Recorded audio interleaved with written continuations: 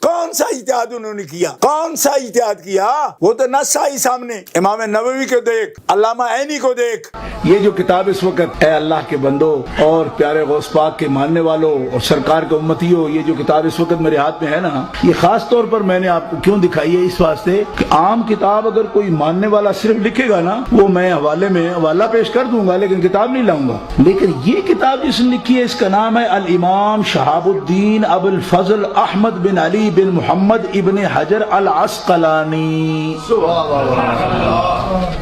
اور نام سنانے کا فائدہ اس لیے کوئی نہیں ہوا کہ آپ کو پتہ نہیں ابن حجر عسقلانی ہو تو کیا ہوتا ہے، یا آپ کو چیز سمجھے بھی ٹھیک ہے، کوئی مولوی ہے لمبا چوڑا نام لے چڑھا۔ اب یہ بات اگر میں علماء کی مجلس میں صرف کہوں یا حدیث کے طالب علموں کے سامنے کہوں کہ ابن حجر عسقلانی ہو تو کیا ہوتا ہے، کیونکہ ہر بات کا ایک میدان ہوتا ہے نا۔ ابن حجر عسقلانی ہو تو پتہ ہے کیا ہوتا ہے، اچھا خاصا مولوی ہو تو ایسے ہوتا ہے، اور ابن حجر گل کرے تو بس چپ کر جاؤ۔ اور ابن حجر بھی کوئی حتمی نہیں ہے یا مکی نہیں ہے، یہ بعد والے، یہ ابن حجر عسقلانی کی بات کر رہا ہوں۔ ایک دریا ہے کہ ہے اپنے ہی رخ پر، کشتیاں آر غلط پار غلط، اور وہ بھی کچھ ضد پہ اتر آئے ہیں، ہم بھی کچھ کرتے ہیں گفتار غلط۔ اور یہ میں اکثر کہتا ہوں شاہ صاحب، جن کتابوں کا آپ نام لیتے ہیں کم از کم ان کتابوں کو تو پڑھ کر آیا کریں جتنی اچھی طرح آپ کو گانے کے الفاظ یاد ہوتے ہیں۔ کاش کہ اتنی اچھی طرح کتابوں کی عبارتیں بھی آپ کو یاد ہوتی۔ جس عقیدت کے ساتھ امام ابن حجر عسقلانی کو سلام پیش کیا اور ان کے آگے جھک کر دکھایا ہے، آج ان کی کہی ہوئی بات کے سامنے بھی جھک کر دکھائیں، اور ایسے جھکیں کہ اپنے من میں ڈوب کر پا جا سراغ زندگی، تو اگر میرا نہیں بنتا نہ بن اپنا تو بن۔ آپ کا ایک دور تھا کہ جب آپ لوگوں کو اہل سنت کے مصادر، اہل سنت کے اسلاف کی کتابیں دکھا دکھا کر اعلان کرتے تھے کہ جب ہمارے اسلاف کی بات آ جائے ایسے جھک جاتے ہیں۔ شاہ صاحب، اس دور کا ایمان پختہ تھا یا آج کے دور کا ایمان آپ کا زیادہ پختہ ہے؟ تمام علمی سرمایہ سے ہٹا کر اہل سنت کو خیروں کی بارگاہ تک لے جانا چاہتے ہیں؟ تو شاہ صاحب بس اتنا کہوں گا کہ پانی پانی کر گئی مجھ کو کلندر کی یہ بات، تو جھکا جب خیر کے آگے نہ تن تیرا نہ من۔ بسم اللہ الرحمن الرحیم، الحمد للہ رب العالمین، والصلاة والسلام على سید الانبیاء والمرسلین، رضیت باللہ ربا وبالاسلام دینا وبمحمد نبیا، صلی اللہ علیہ وعلى آلہ وصحبہ وبارک وسلم۔ حضرات گرامی، قبلہ شاہ صاحب نے جس قدر مغالطے دیے، ان سب کا جواب وقتاً فوقتاً جاری ہے۔ سب سے بڑا مغالطہ شاہ صاحب کا وہ پورا انٹرویو ہے کہ جو انہوں نے خود امتحان کے لیے پیش کیا اور اتنا فخر کیا تھا، اعلان کیا کہ اس پورے انٹرویو میں ایک لفظ بھی ثابت نہ ہو تو عرفان شاہ کو مینار پاکستان سے گرا دینا۔ ان کا دعویٰ ہے کہ اس انٹرویو کا ایک ایک لفظ انہوں نے سچ بولا، جبکہ حقیقت یہ ہے کہ اول سے لے کر آخر تک سارے کا سارا انٹرویو ہی جھوٹ اور مغالطوں سے بھرا ہوا ہے۔ اور اس انٹرویو کے بارے میں شاعر کا وہ کلام بڑا صادق آتا ہے، یہ غلط ہے کہ نہیں بولتا وہ یار غلط، ہم سے ہر بات میں کہتا ہے وہ 100 بار غلط، کیوں صبا کی نہ ہو رفتار غلط، گل غلط غنچے غلط خار غلط۔ ایک دریا ہے کہ ہے اپنے ہی رخ پر، کشتیاں آر غلط پار غلط، اور وہ بھی کچھ ضد پہ اتر آئے ہیں، ہم بھی کچھ کرتے ہیں گفتار غلط۔ تو یہ سارا انٹرویو ہی اسی انداز کا ہے۔ اللہ کے فضل اور توفیق سے ہم نے اس انٹرویو کے اندر جو انہوں نے بیان کیے تھے مغالطے، ان کے جوابات طلب کیے تو ابھی تک وہ کسی بات کا جواب نہیں دے سکے۔ خیالی اور نبراس ان کے سامنے رکھی، اس کا جواب انہوں نے اتنا ہی دیا کہ میں اتنی گالیاں دے سکتا ہوں کہ صبح سے شام تک گالیاں دوں گا اور گالیاں ختم نہ ہوں گی۔ یہ ان کی مرضی ہے کہ یہ جواب سمجھتے ہیں تو یہ جواب دیتے رہیں، باقی ہمیں ان چیزوں سے کوئی ٹینشن نہیں ہے۔ ہم تو جب سے قبلہ قائد محترم نے عقیدہ توحید سیمینار کا سلسلہ شروع کیا اور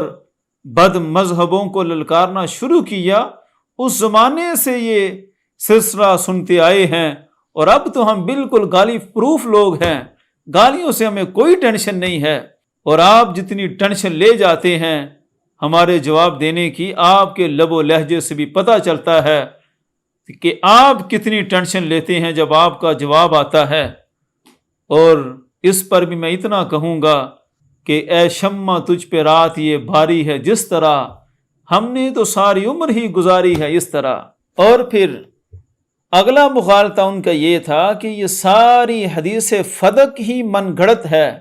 اور اس پر کتاب و سکات سے بات شروع ہوئی، مینار پاکستان تک پہنچی، اور پھر جب ان کی طرف سے جواب آئے تو 5 جھوٹ بے نقاب کر دیے ہیں، ابھی تک کسی بات کا ان کی طرف سے کوئی جواب نہیں آ سکا۔ اور یہ میرا اعلان ہے کہ قیامت تک اس مسئلے میں جو ان کے 5 جھوٹ ثابت کیے ہیں، شرق سے غرب تک اپنے محققین لے آئیں،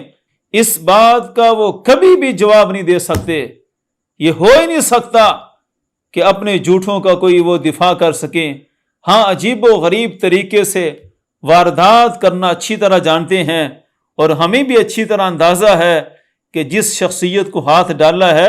40 سال مناظرانہ چال بازیوں کے وہ بڑے ماہر ہیں، اور بات کو گھمانا،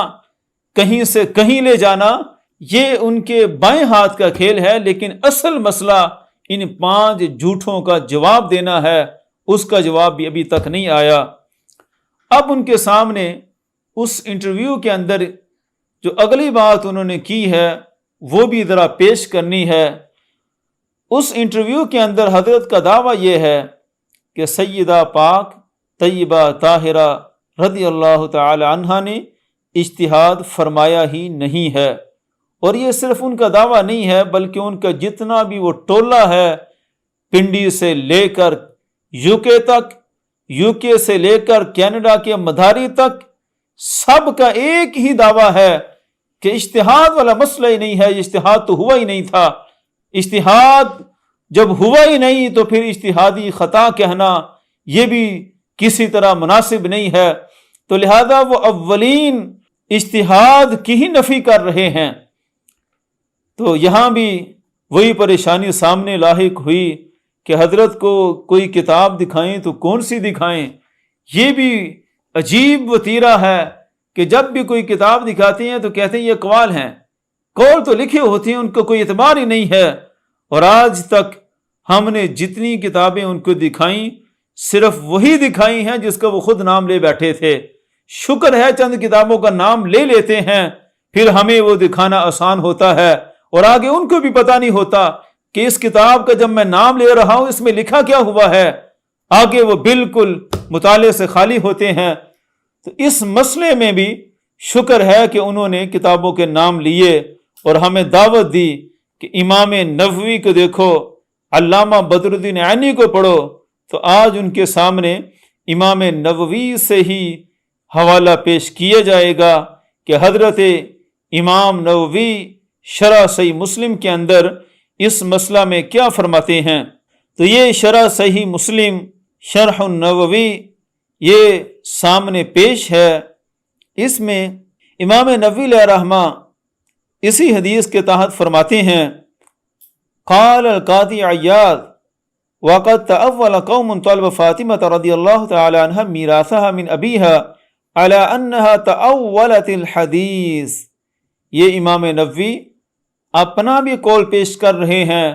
اور اپنے سے متقدمین کا قول بھی پیش کر رہے ہیں۔ حضرت قاضی عیاض رحمۃ اللہ تعالی علیہ ان کی بات کو نقل فرما رہے ہیں کہ ان کا بھی کہنا یہی ہے کہ حضرت فاطمہ رضی اللہ تعالی عنہ نے جو میراث کا مطالبہ کیا تو کس بنیاد پر کیا؟ علی انہا تأولت الحدیث، اس بنیاد پر مطالبہ کیا کہ حضرت فاطمہ الزہرا رضی اللہ تعالی عنہا نے حدیث کی تعویل فرمائی تھی۔ طویل کس طرح فرمائی؟ ان کان بلغھا قولہ صلی اللہ علیہ وسلم لا نورس، اگر یہ تسلیم کیا جائے کہ ان تک نبی پاک صلی اللہ علیہ وسلم کی حدیث پہنچی ہے، تو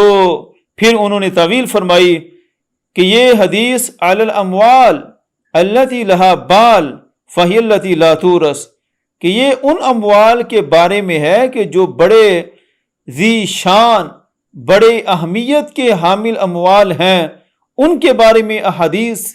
ہیں کہ ان کی تقسیم نہیں کی جائے گی، فہی التی لا تورث، تو ان کے بارے میں ان کا اعتقاد تھا کہ وہ واقعی نہیں تقسیم ہوں گے، لا ما یترکون من طعام و اثاث و صلاح، لیکن اس کے علاوہ جو کھانے پینے کی چیزیں ہیں، جو غلے کی چیزیں ہیں، گھریلو ساز و سامان کی چیزیں ہیں، ان کے بارے میں نبی پاک صلی اللہ علیہ وسلم کا یہ فرمان نہیں ہے کہ وہ بھی تقسیم نہیں کیا جائے گا۔ یعنی سیدہ فاطمہ رضی اللہ تعالی عنہ کا استدلال یہ تھا کہ حدیث کا جو مفہوم ہے لا نورث، تو اس سے مراد تھا بڑے اموال، باقی عام اموال جو ہیں، جو گھریلو ضروریات کی چیزیں ہیں، وہ ضرور تقسیم ہوں گی۔ یہ استدلال تھا حضرت سیدہ طیبہ طاہرہ رضی اللہ تعالی عنہ کا۔ تو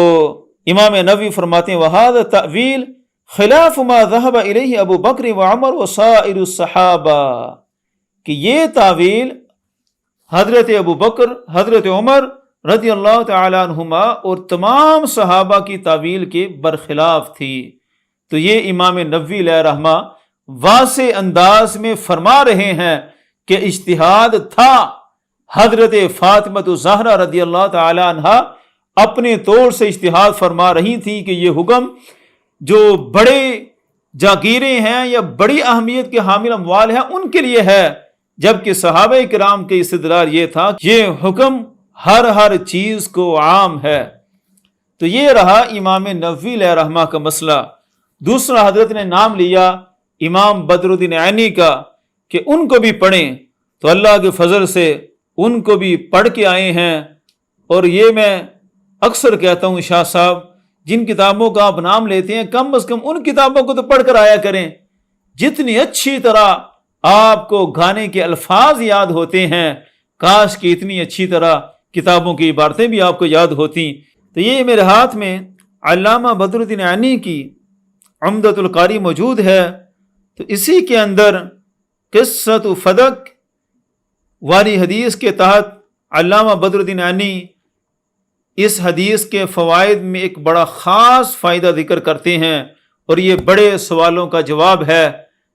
کہ جن کا یہ کہنا ہے کہ سیدہ طیبہ طاہرہ رضی اللہ تعالی عنہ تک حدیث نہیں پہنچی تھی، تو پھر استدلال اور اجتہاد کیسے ہوا، اس کا بھی علامہ بدر الدین عینی جواب دیتے ہیں۔ اس حدیث کے فوائد کے تحت آخر میں ذکر کرتے ہیں وَفِيهِ أَنَّهُ لَا يُنْكَرُ أَنْ يَخْفَى عَلَى الْفَقِيهِ وَالْعَالِمِ بَعْضُ الْأُمُورِ مِمَّا عَلِمَهُ خَيْرُ۔ اس حدیث سے یہ بھی پتہ چلا کہ اگر کسی فقیہ، کسی عالم پر بعض امور مخفی رہ جائیں، وہ امور کے عالم کا غیر ان کو اچھی طرح جانتا ہے، اس کے باوجود اجتہاد جو ہے وہ باقی رہے گا۔ اس ساری عبارت کا مفہوم یہ ہے کہ یہ کوئی منکر بات نہیں ہے کہ فقیہ پر کچھ بات مخفی رہ جائے تو استدلال نہیں ہوگا۔ کما خفی علی فاطمہ التخصیص فی ذالک، جس طرح کہ حضرت سیدہ طیبہ طاہرہ فاطمہ الزہرا رضی اللہ تعالی عنہ پر یہ تخصیص مخفی رہی کہ وہ اس آیت یوصیکم اللہ فی اولادکم للذکر مثل حظ الانثیین، اس آیت مقدسہ کے تحت عموم کا حکم سمجھ رہی تھی، جبکہ اہل بیت کا حکم اس سے ذرا خاص ہے۔ تو یہ تخصیص ہونا اور تخصیص کا مخفی رہنا، یہ ساری باتیں استدلال ہی کہلاتی ہیں، یہی اجتہاد ہوتا ہے، اسی کو علماء اجتہاد سے تعبیر کرتے ہیں۔ تو یہ دونوں حوالے جو شاہ صاحب ذکر فرما رہے تھے، ان دونوں میں واضح موجود ہے کہ سیدہ طیبہ طاہرہ رضی اللہ تعالی عنہا نے اجتہاد فرمایا۔ اور اگلا حوالہ حضرت امام ابن حجر عسقلانی کا ہے، اور امام عسقلانی کے بارے میں تو شاہ صاحب نے اتنی کمال کی بات کر دی اور کہا کہ ان کا جب نام آئے تو ایسے جھک جاتے ہیں، باقاعدہ جھک کر بیان کیا کہ ان کے نام